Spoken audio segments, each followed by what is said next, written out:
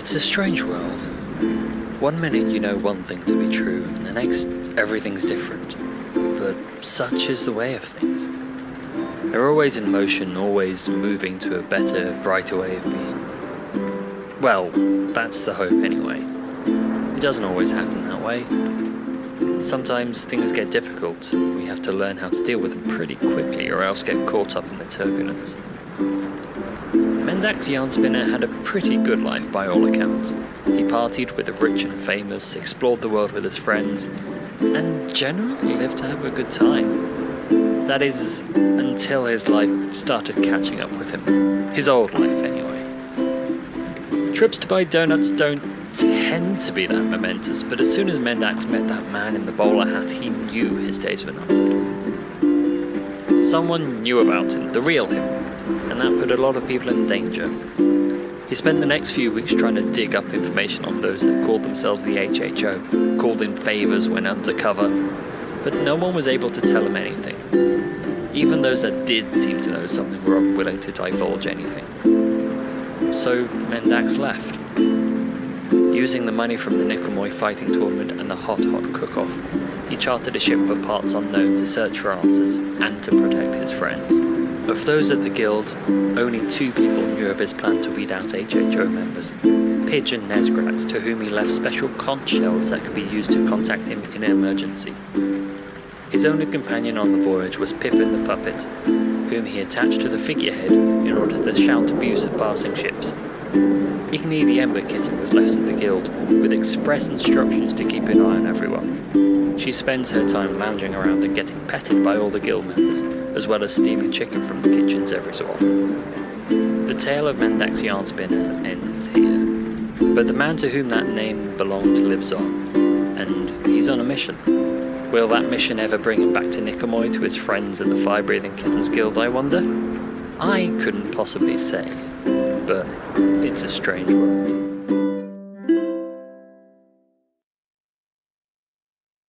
We see Elowen running through the woods, her cape and hair streaming behind her like wings.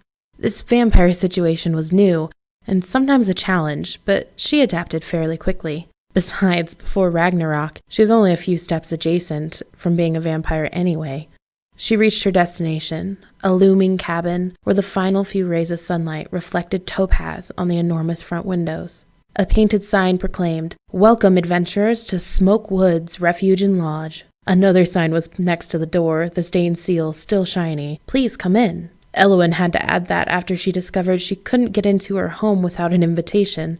The lodge was opened as a place for adventurers to rest for the night, out of danger and protected by the new vampire of the forest. It had taken some time to get the place up and running, but it was all worth it. Every room stayed filled, and Elowen had even adopted those who had nowhere else to go. She had lucked out on finding a cook called Lucy, who stuck around, even if she complained that Elowen stunk like a grease fire.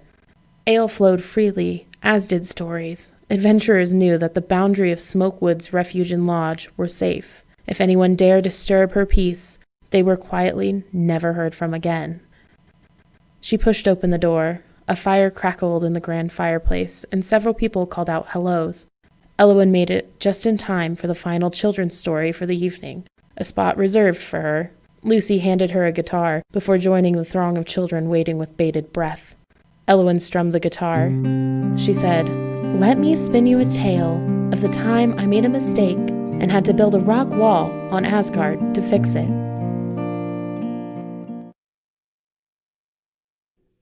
Amonist goes home.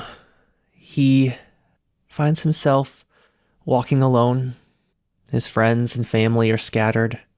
He looks down at the swords he carries and asks himself, what was it all for? At the end of the day, as strong as he's become, he wasn't able to protect his family, to protect anyone he tried to. He resolves that there may be more to life than swordplay. He recalls how happy he was at the circus, working with the trapeze artists. Amonus decides it may be time to tuck his swords into his travel pack, into his bag of holding, if you will, and go meet up with a certain high elf swinging through the air on aerial silks, and try to form a new life with something that can make him happy. Of Yin Li Bayan Und, there is not much to say of her exit from the Fire-Breathing Kittens Guild. She simply left her room with a note stating that she would not be returning and that she had final business to attend to, and wished all those that she had interacted with, both on adventures and throughout Nicomoy, the best, not only in their adventures but in life as a whole. It was discovered soon after her disappearance that she had purchased a ticket to Mount Hokkaido and trudged up to the top of the peak. It is said that she was only carrying a small box and a basket filled with petals. As she reached the peak, she opened the box and set its contents out on the snow. Breathing softly, finally feeling ready, she opened the basket and tossed flower petals into the air. Soon they swirled around her, and her form vanished along with them as the wind drifted them across the continent. She was finally at rest, finally ready to go and meet her beloved May Liba wherever they would end up together. All that was recovered from Mount Hokkaido were the clothes she wore as she ascended the peak, and the treasured gifts she had received while working as a member of the Fire-Breathing Kittens Guild.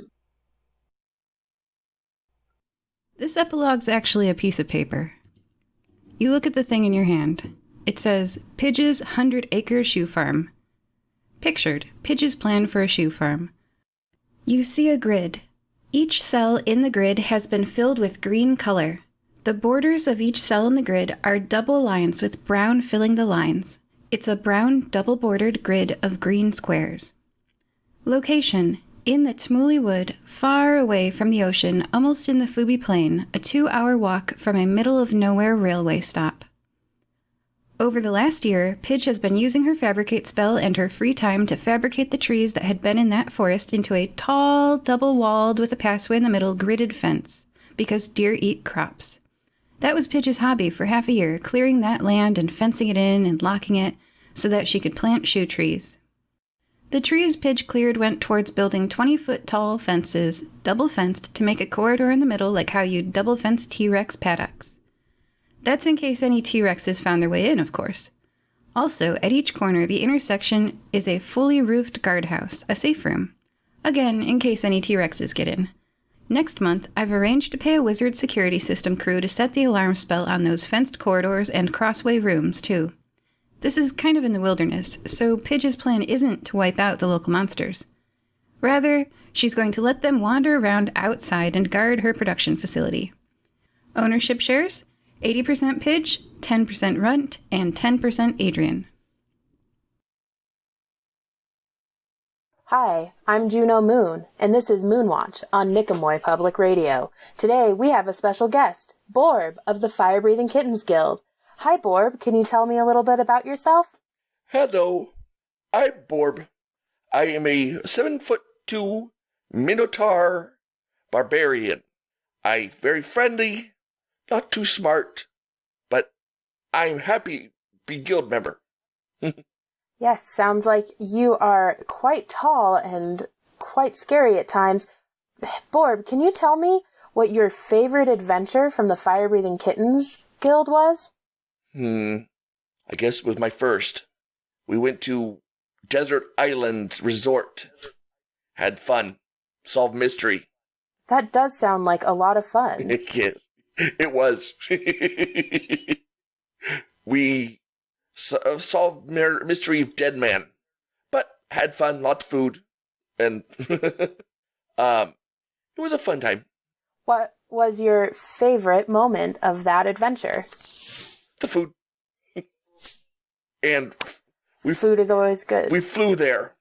A tall, strange lady in clouds, but other flight was fun. Did you have a favorite food item on that adventure? No. We like food. Well, that's always a good way to be. Can you tell me a lesson that you learned during your time with the Fire-Breathing Kittens? Sometimes not always smash things. I started with guild as a way to find more things to fight. I learned that fighting doesn't make Borb always happy. I found that there's more I can do to help people. And I still love fighting.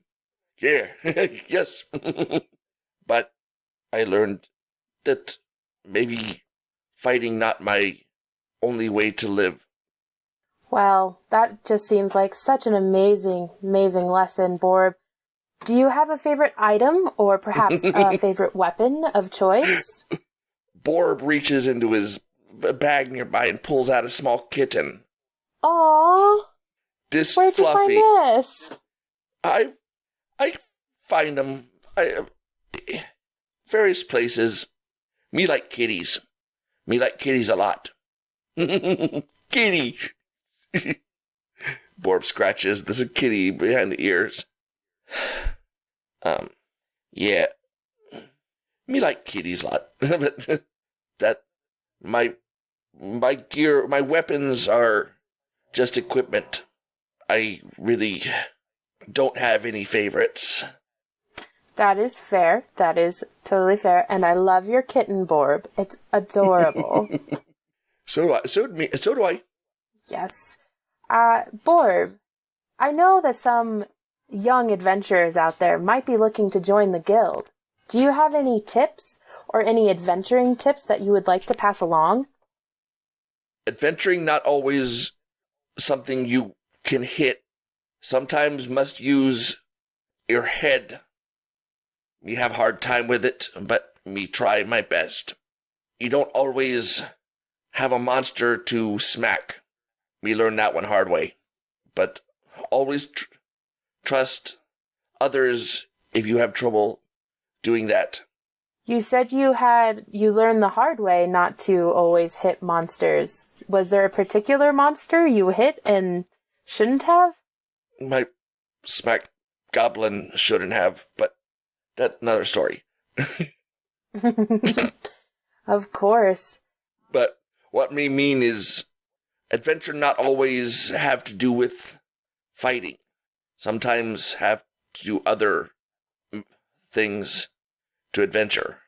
My first mission had very little fighting, very lot of hitting things. Compared to your last, did your last have a lot of fighting and hitting things? Oh, yes.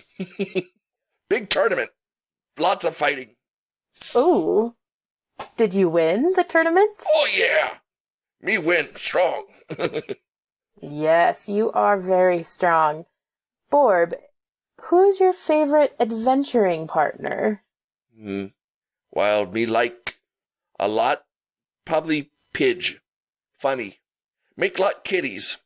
Although, they don't think they like being kitties, but she makes lots of kitties. The more the merrier, I say. Now, I'm curious, and my listeners want to know, what are you going to do now that you're retiring from the guild? Me started youth programs in the town of Fast Kitty. That's guilty.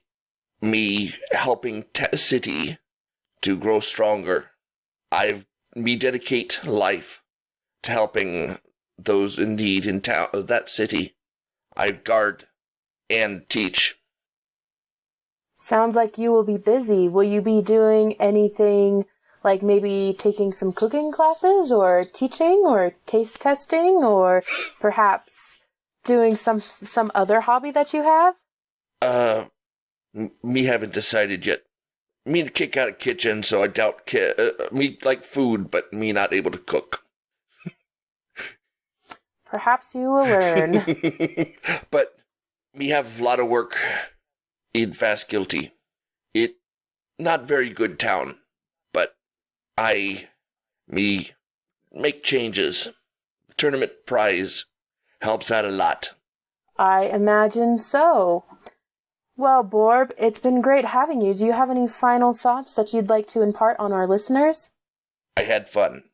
My time with Guild was enjoyable, and I will always remember my friends with the fire-breathing kittens.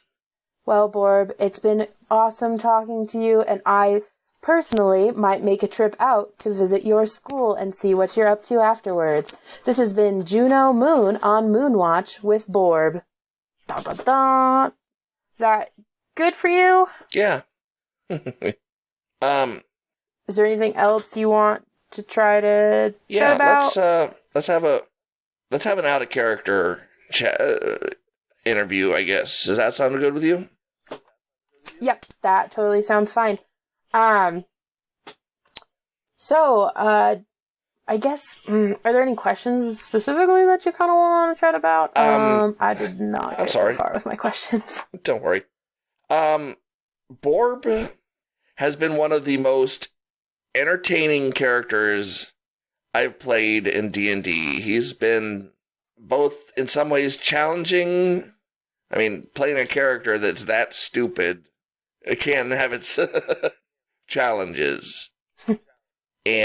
But he's also been one of my favorites I've ever played. I'm going to miss the big lug, but I feel it's time for me to move on and do something else. I've had a great year, and I hope a lot of other people have enjoyed how I've portrayed the character. When you made Borb, was there I know he was kind of simple, but did you intend to make him that way? Oh, yeah. Did you just kind of... I fully intended for him to be very, very stupid. I mean, I started out his intelligence score as a 6, which is just barely above bestial intelligence. He was illiterate to the extreme. I mean, he couldn't write or read at all. Over time, even though I purchased a headband of intellect for him, my goal wasn't to make him, suddenly I'm intelligent. It was a slow process of making him smarter and smarter after the headband was purchased. So that slowly I started adding more language skills to Borb and improving his ability to read and write. Because he was fun as a stupid character, but getting to let him have character growth was good. So playing him and kind of letting him grow like that must have been kind of really, really cool. Were there any particular moments that stood out to you as a player? Well, how do you mean these? How so? Was there a moment where you were this is Borb's, this is his thing, this is his story? Because I know we don't come to this podcast in such a way where we're this is exactly the plan I want for him, this is exactly what we're going to do, because we have different DMs every week. But was there a moment where you really felt like you had a handle on him? Yeah, I'm trying to think back to the exact story that was, I guess, when... I don't remember the campaign, or the name of the campaign, but it was the one where Borb finally found his purpose. It was when we went to Fast Kilty, and Borb discovered the town was it was just a wreck. I mean, that town was in desperate need. It was, if you don't know the town, it was, it's basically the slums in the map. It was run down, gangs everywhere, and just, it was a minor problem, that's it. And that's when I truly started to understand what the purpose of Borb was. I mean, he wasn't meant to be... Originally, he was built to be a fighter. I mean, pure combat. And I wasn't expecting to do any more than just have him beat up the enemy of the weak. But that's when I realized what exactly Borb needed to do.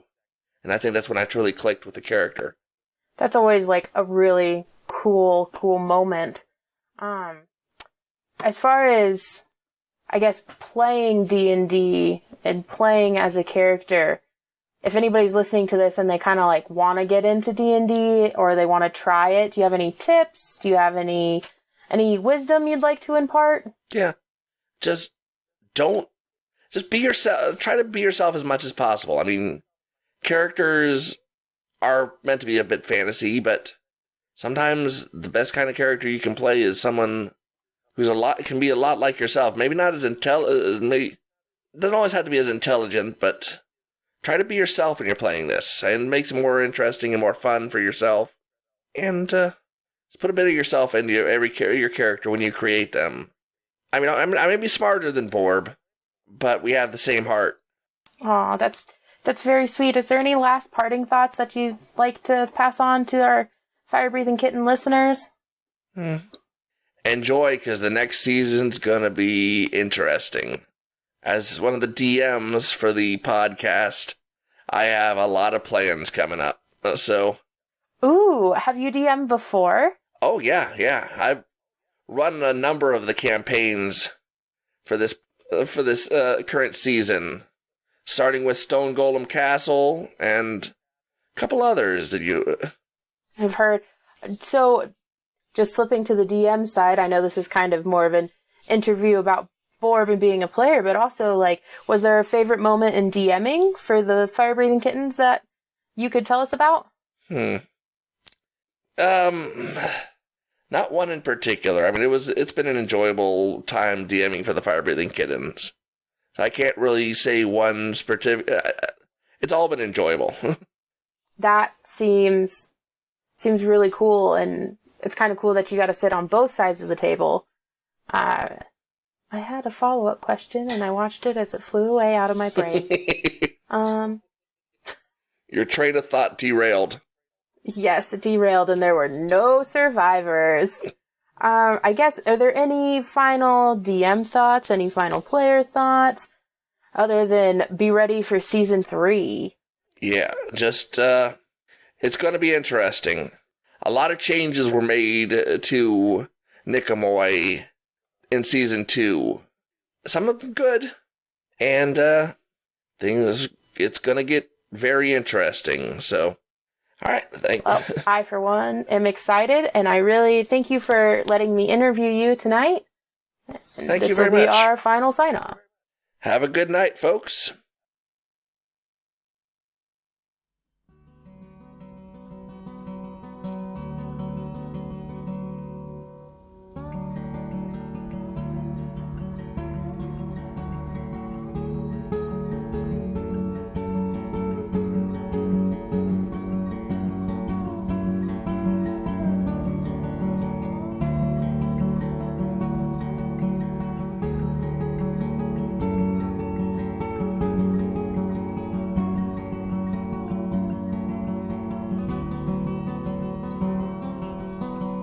When I was a hatchling, my grandmother started to become senile.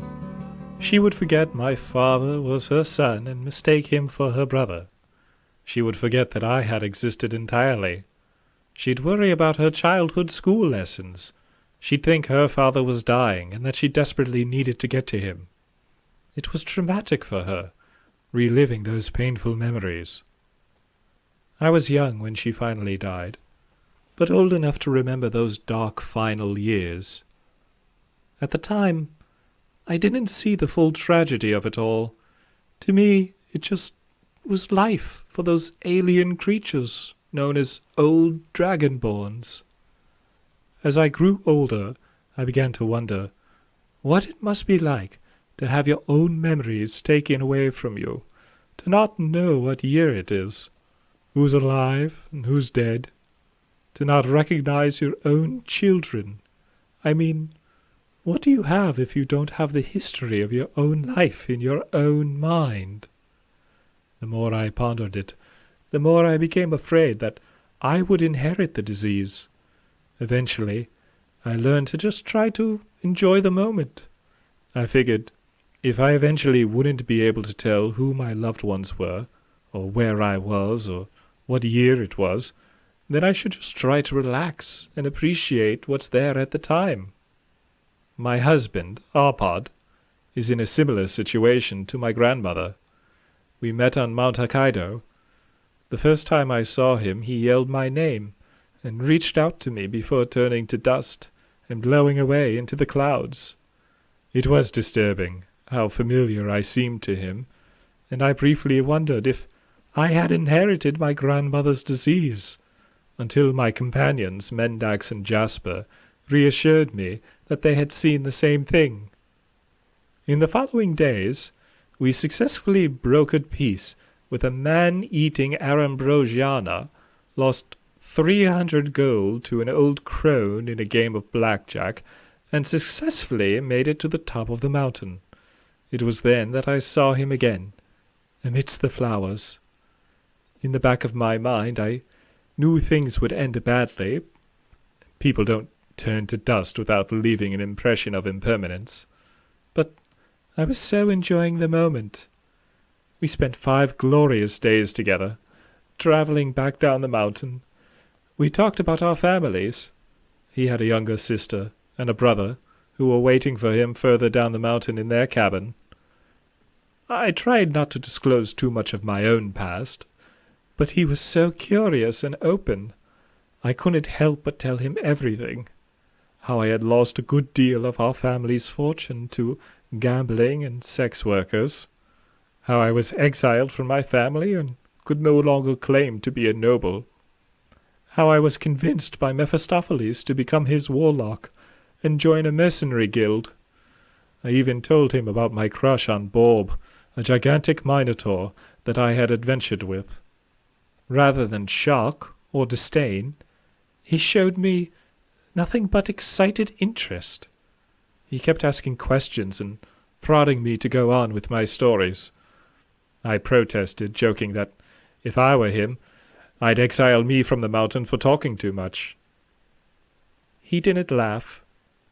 He put his hand on mine and said, "Why would anyone not want you in their life?" I proposed at that moment. We were married that day. The next day, we arrived at what had remained of his cabin. It was burnt practically to the ground. While I didn't recognize what they were at the time, I realized afterwards that I had seen the bodies of his young siblings amidst the ashes. He turned to me with so much anguish and turned to dust.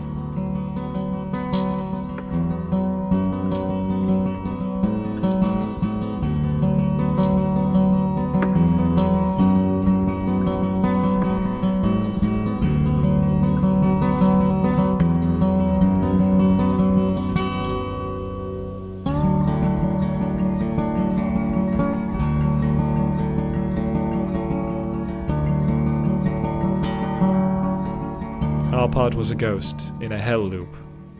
He was soul-bound to the mountain, repeating fragments of his life leading up to the discovery of his dead brother and sister. He had blamed himself for not being there to save them from the fire, and walked off of the side of the mountain to his death, to punish himself. The rest of us made our way back, and I continued my adventuring. When I had time between adventures, I would return to the mountain to visit him and relive our first days together. I think my colleagues were taken aback when I reaffirmed that I was still married to him despite the fact that he was dead. They asked how I could still consider myself married to someone who was not only dead, but who would not remember who I was most of the time. To me, that didn't matter. I was in love with him, not his memories, and I wasn't going to give that up. After winning the Nickemwe fighting tournament, I was granted what I had always wanted since the day I joined the fire-breathing Kittens. My family had welcomed me back from exile. The 250,000 in gold I had won didn't quite make up for my original losses, but they were close enough when I combined that with the honor of the fighting championship. As I made my way back to the Skarsbaruch castle after a long, long time away, I saw a man in a top hat. He swaggered out from behind a tree and stood in my path. I instinctively bowed. "Mephistopheles, my lord!" How's it going, old bean? It's going very well, sir. Thanks to the powers you've granted me, I was able to regain my family honor. I return to our castle now.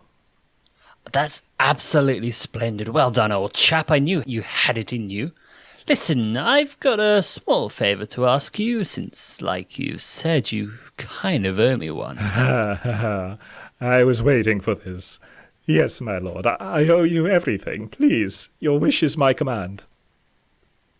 See, your family is, sort of in charge of this dusty old tome called Occult and Inferni Igne.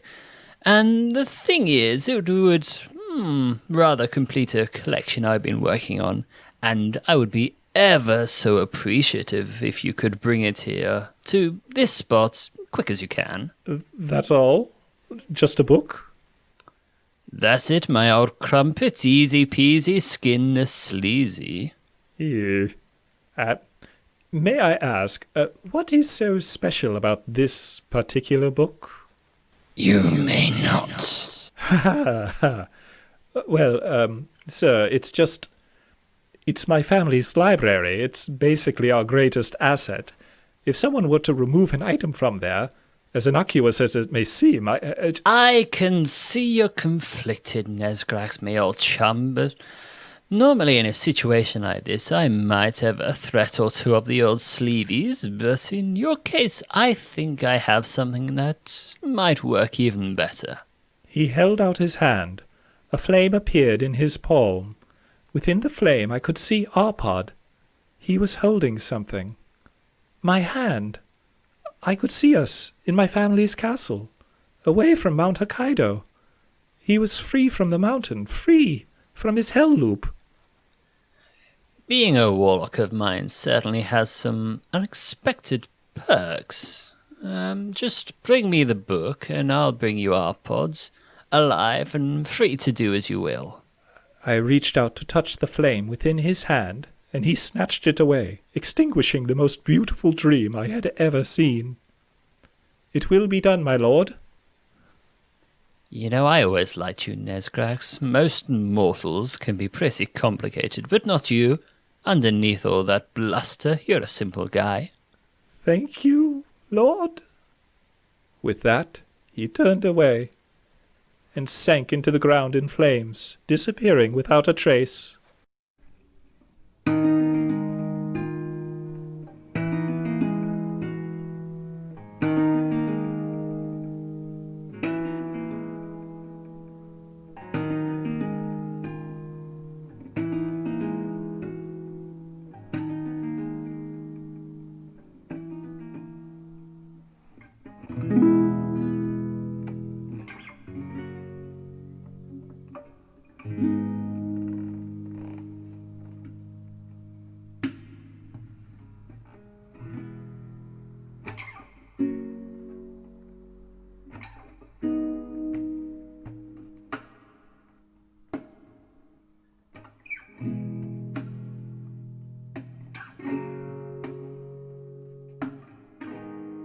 I made it home and received the warmest welcome I could ask for.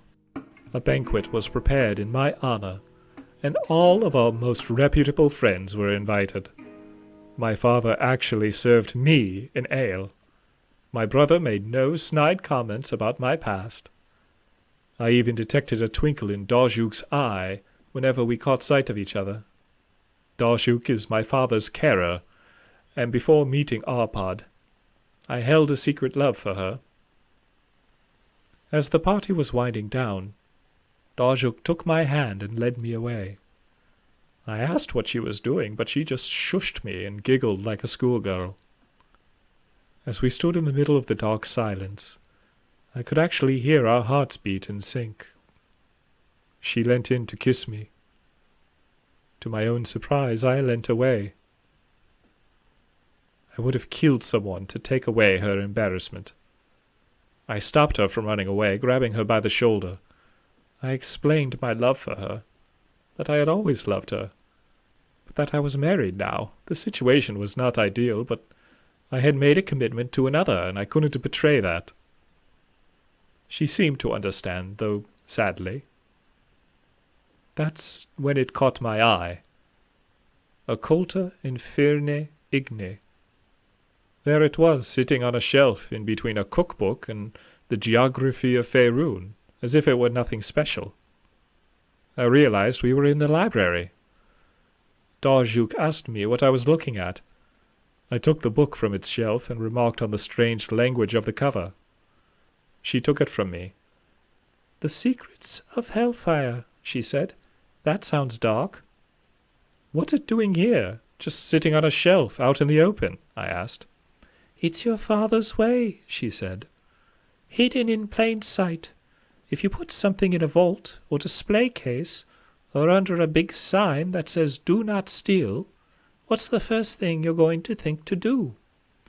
I thought for a moment. I would immediately try to think of a way to steal it. "Exactly," she said. "So it's here, among the other books. But don't worry. No one other than your clan has access to these rooms, and of course, no one would ever betray their clan." "Of course," I repeated. "I'll call it a night then," she said. "Thank you for being honest with me, Nesgrax. I hope you and your husband have many, many years of happiness together." She put the book back on the shelf. "Darjuk," I called as she was walking away. "I'm so sorry." "It's all right," she said. "You're a good man for being so loyal." "No, not for that," I stammered. "I am sorry for that, but not as sorry as for what's to come." "Whatever could you mean?" she asked. "I fear I'm going to do something. Something that will make you all hate me again." I hid my tears in my hands. She took them away and made me look at her. "Nesgrax, no one in this household has ever hated you," she said. "Well, maybe your brother did from time to time, but your father, you never left his heart. Yes, he was ashamed of your actions, and he exiled you because, well, he had to, for the good of the kingdom and for your own good as well, but you never stopped being his son. I can't count the number of mornings I came to his room to get him out of bed, and he was already up, sitting at his desk, looking through old doodles you drew as a child.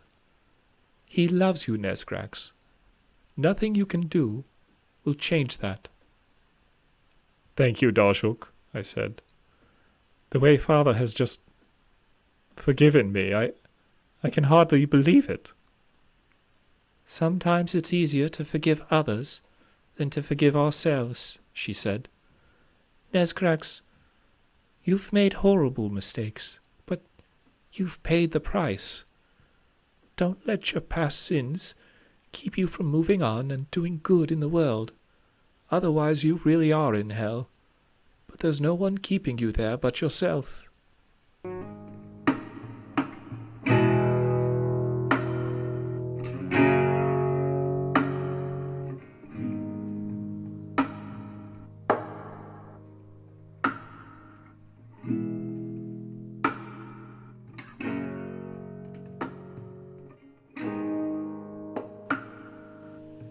Two days later, I made my way back to the spot that Mephistopheles and I had agreed to meet. I didn't see him as I approached, but he must have had some sort of magical alarm set within the area, because as I took a step towards the tree where he had been before, flames came up from the ground in front of me, and there he was, top hat and all. Nessie, Grax. What? No, I'm just workshopping a few things, never mind. Welcome back. Took you a bit longer than I would have expected, but no matter, I've got crumpets for everyone. Hello, my lord. Thank you for the crumpets. I'm afraid I have some difficult news. And what might that be, Scarsbrush? I cannot bring you the book. Well, that's absolutely nonsense, Nesgrax. I'm going to need you to go back to your home, find a book, and bring it to me. Now would be preferable. I can't go back home, my lord. I've been exiled again. What? I'm afraid I just couldn't control myself. I decided to celebrate my return with a quick game of poker and a few drinks, but people just kept coming up to me and congratulating me on the championship. Before I knew it, I was waking up next to a half-elf, a dwarf man, a tiefling, with my dog Stan just staring at us from the corner of the room in shock. So the first thing my father did was kick me right out on my tail. They even took all of my belongings and winnings from the tournament that I had accumulated to make up for the damages that I caused. Nesgrax Scarborough, you have betrayed your master. His top hat stopped being a top hat. It became horns. You have betrayed me. The one who gave you power, who gave you your honor back, who led you back to your home. The one who could have given you our pod. His skin turned from milky white to bright red. He seemed to grow to 12 feet tall. I'm taking you to hell, Skarsbruch. You will know nothing but agony for the rest of eternity. Well, about that.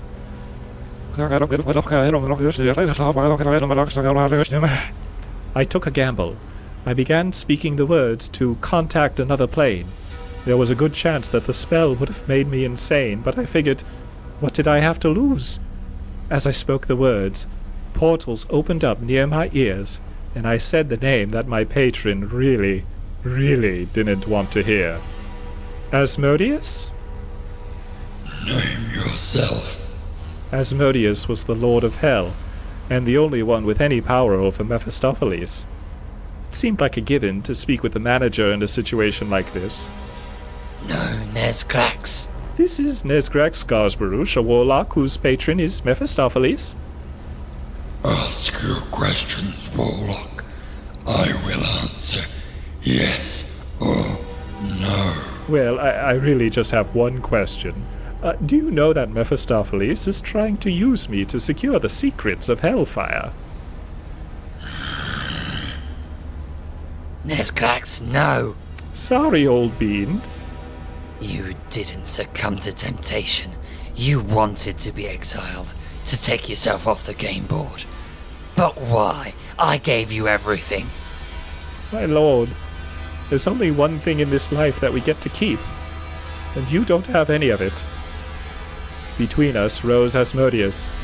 He made the 12-foot-tall Mephistopheles look like a frightened child. As a hideous, gigantic serpent, he rose and towered above us, above the trees. We're not done, Skarsbruch. I'll see you on my plane. Do you hear me? Yes, someday. A huge serpent tail wrapped itself around Mephistopheles and dragged him down, screaming, in a way that actually did make me feel sorry for him. Thankfully, Asmodeus seemed to ignore me on the way back down. I suppose a powerless dragon-born peasant wasn't all that interesting to the supreme master of the 9 hells. Arpad listened to my story, like he always does, with excitement and curiosity, but his curiosity turned to confusion when I explained the part about freeing him from death. I don't understand, he said. What am I? I took his hand. It doesn't matter, my love. We're here, now, together. He pulled his hand away. But why would I need to be brought back to life? What happened to me? He became more and more upset, and I could tell that he was about to turn to dust and leave me again. He always does when he realizes. Nesgrax, he cried. I grabbed him. I pulled him towards me and I kissed him, as though it would be our last. He calmed down in my arms. Arpad, I said, it's time for you to forgive yourself. For what? He said. You know, I whispered. The only one who's keeping you here is you. And I love that you're here. But it's time for you to move on. Let yourself out of this prison. But I'll lose you, he said. We lose everything, my love. Everything but this, I told him, putting his hand on my heart. You'll never lose this. This is always yours, to keep. Nesgrax, he said. It wasn't a frightened cry this time. He didn't turn to dust. He turned to light.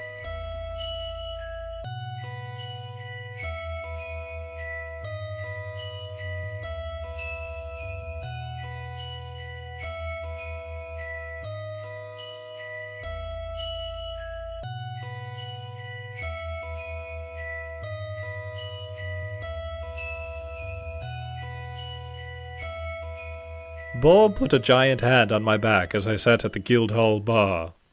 I had planned to annihilate my feelings in alcohol, but I had barely managed to finish half my drink. You do right thing, little one. You do right thing. Yes, thank you, Bob. His language skills were still lacking, but Bob had also been exiled from his family, so I knew I could count on him to commiserate with me. You still work for Guild? I don't see how I can. My powers are gone. I'll be a useless, skinny dragonborn out there with you lot. True, you are skinny. Thank you. But power can be learned. He pointed to the corkboard where our job flyers are usually posted. There was another flyer on the board. Nickemwee Community College, it said. I took it down from the wall and opened it up. It listed different schools of magic that aspiring wizards could study. It detailed a payment plan that was only applicable if you were able to earn money using your skills. I looked up at Bob. Necromancy. Well, I've got some experience in that.